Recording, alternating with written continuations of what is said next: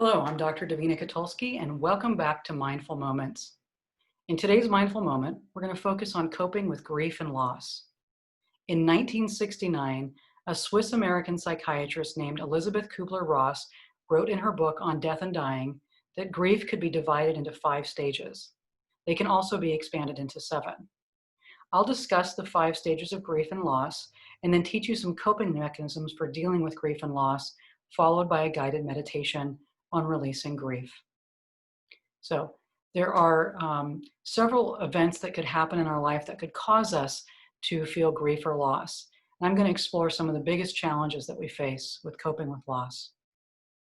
Those include divorce, a relationship breakup, a diagnosis of an illness, losing a job, loss of financial stability, a miscarriage, retirement, death of a pet, loss of a cherished dream, the loss of a loved one through a serious illness, loss of a friendship, loss of safety after a trauma, selling the family home, moving against your will, in the case of losing your home, or a child graduating in empty nests kind of conditions or syndromes.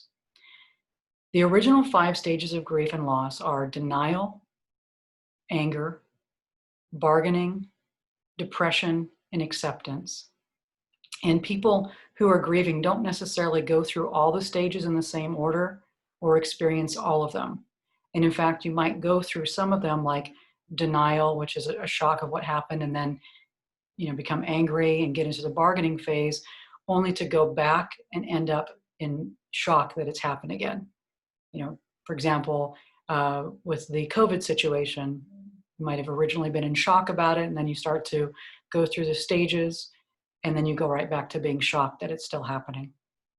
And I'm going to go through the 5 stages have been expanded to 7, so I'm going to talk about the 7 expanded phases of grief and loss.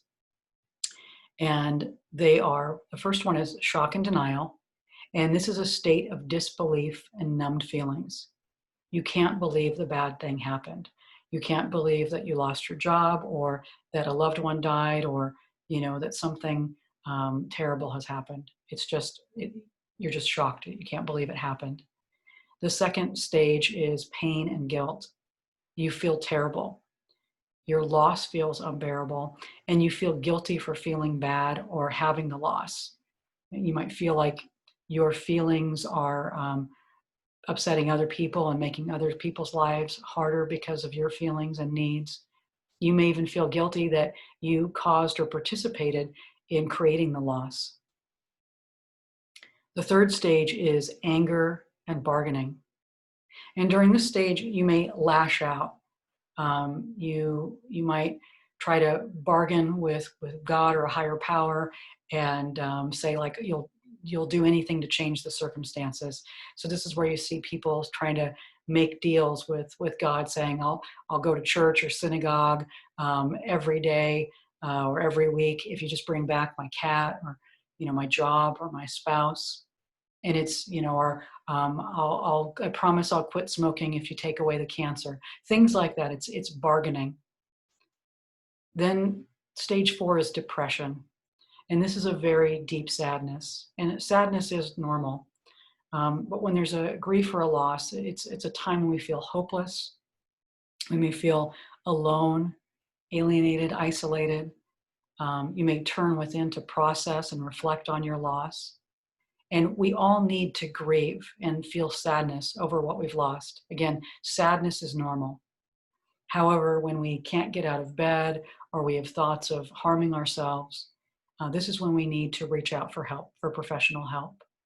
So again, if it's normal to feel sad, to cry, but if you find yourself in a situation where you can't get out of bed, you've lost all interest in pleasurable activities, and you start thinking about, harming yourself, or that you'd be better off, not here, then it's very important that you reach out and you seek help.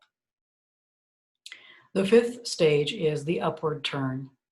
And this is where time begins to heal. And in time, some things will get better. At this point, the stages of grief and anger and pain have died down, and you're feeling more calm and more relaxed. And then that turns into stage 6, the reconstruction and working through phase. And during that phase, you begin to put the pieces of your life back together and move forward. It doesn't mean you don't still feel sad. It just means that you have more energy to take the next steps to rebuild. Then the 7th stage is acceptance and hope. And this is a very gradual acceptance of the new way of life and a feeling of possibility in the future. So we feel like we can, move forward. We can go on. And again, it doesn't mean that we're not still grieving the loss and that we don't miss the person or situation or whatever it is that we've lost. It just means that we have the strength to go on, to go forward. So how do you get through grief and loss? Time. And time takes time. I'm sure you've heard that phrase before, but it's really true. Time heals all wounds. And so what we want to do is as we move through our feelings day by day, and as the days pass, we'll start to feel better. But there are some specific actions that we can take to help time heal our wounds. And that is to, 1, get support, join a group, and join a support group. When you're helping others and letting them help you, that can help us heal ourselves. There are 12-step programs out there that talk about sharing experience, strength, and hope. And whatever kind of group you're in, that's what groups do. We share our experience and our hope, and we help one another. So being a part of a group that you can contribute to and you can receive from is very important. You can also reach out to friends and family. Getting support is really, really important, to reach out to your friends and family. A second thing you can do is to stay physically active. Exercise. Exercise helps move the grief out of your body, and it helps you stay active, and it just uplifts your mood. So staying active is very important. And the third thing is to express your feelings. You can do that in a variety of ways. You can write about your feelings in a journal. You can, sing and let them out. Whatever moves the feelings out of your body is going to be very healing. Fourth, you could take time to care for yourself physically. So getting enough sleep, eating well, and just taking care of your physical body. And then the fifth thing is to engage in self-care practices. And there will be another mindful moment that will delve more deeply into self-care practices that you can do. All right, well, let's go ahead and begin our guided relaxation. So I'm going to invite you now to sit down or lie down in a comfortable position. And just allow your eyes to close. And let's begin by taking a deep breath in through your nose. And then gently exhale through your mouth. Good. And again, receive a deep breath in through your nose. And gently exhale through your mouth. Just allowing yourself to relax and let go. Sometimes when we've experienced a grief, a trauma, or a loss, and we're in grief, it can be very hard to relax and let go. And so I just want you to let yourself feel safe now and just allow yourself to relax, to let go. Feel yourself supported by the chair or whatever surface you're reclining on. And begin to notice any area of your body where you're feeling tight. Any area where you may be feeling discomfort. And just breathe into that area now. Good. And then release and relax.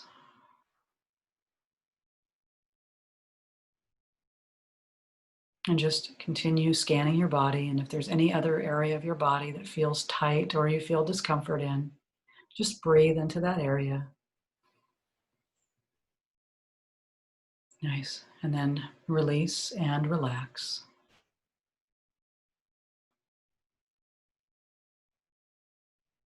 And imagine any situation in your life that has caused you a sense of grief.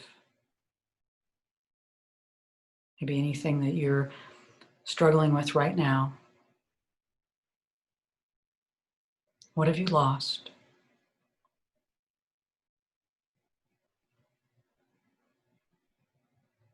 What has changed in your life that's causing you to feel a sense of grief or loss right now?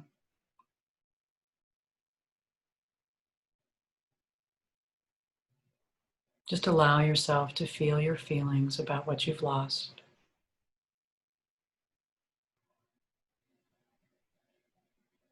If there are tears, allow the tears to come up.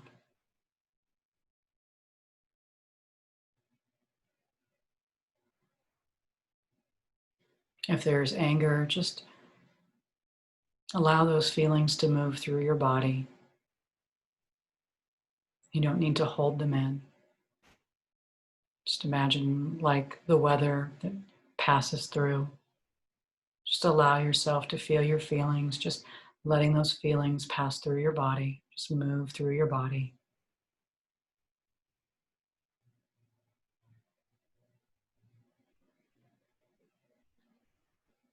And now allow yourself to remember a moment of joy or love, a good memory of whomever or whatever you lost.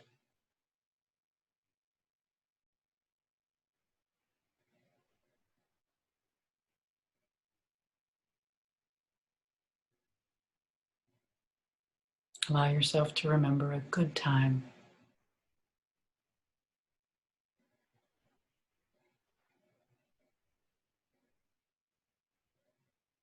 You can remember a successful moment or remember the love that you shared with that person or animal or relationship.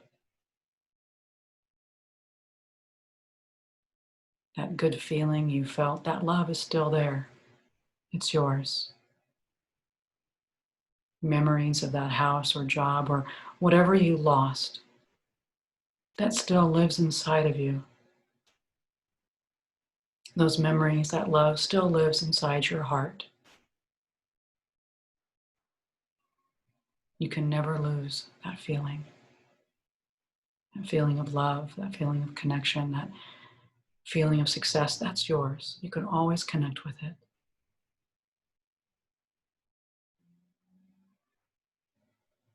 Let it warm you and let it comfort you.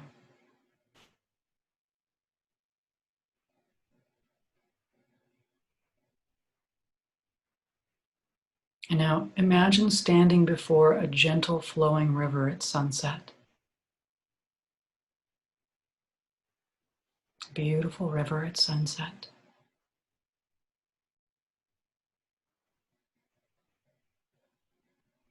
And imagine a candle on a small wooden raft, an unlit candle.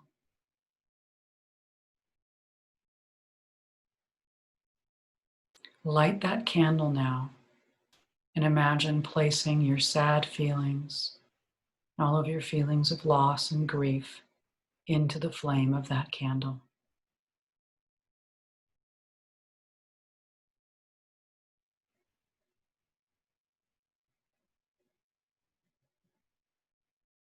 And now gently push the raft into the river and watch as the water takes the candle downstream.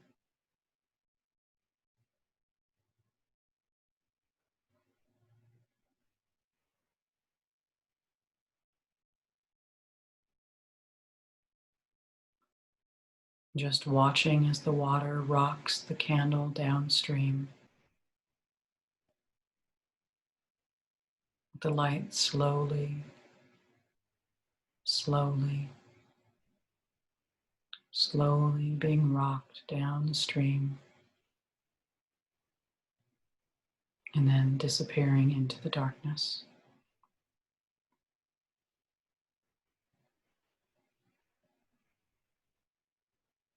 And now just let a feeling of deep peace come over you. Taking a deep breath in And gently exhale. Feel your body filling up with peace.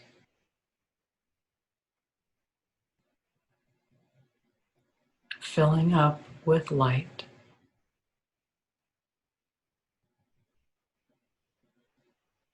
And feeling light yourself, just feeling light.